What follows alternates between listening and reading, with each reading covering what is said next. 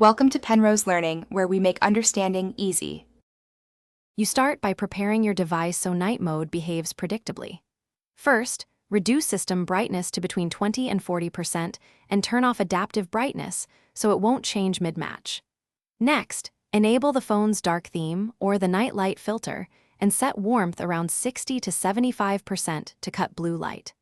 Once done, install a trusted screen dimmer app if your device lacks fine control. This gives you sub 10% dimming and consistent tones when Call of Duty Mobile launches. Now adjust Call of Duty Mobile's internal settings to match the darker phone environment. You open Settings right arrow Graphics and lower the in-game brightness to the minimum that still reveals enemies. Make sure contrast is reduced and turn off HDR or any auto-adjust toggles to avoid sudden brightening.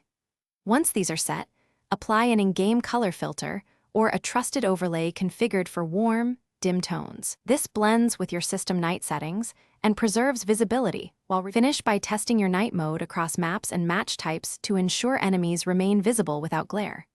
If things look too washed out, raise system or in-game brightness a few percent or reduce the filter warmth by about 10 to 15%. Small tweaks make a big difference.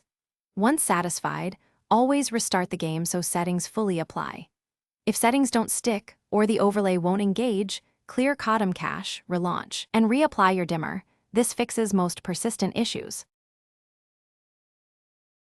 Thanks for watching. If this was helpful, leave a like and consider subscribing. See you next time.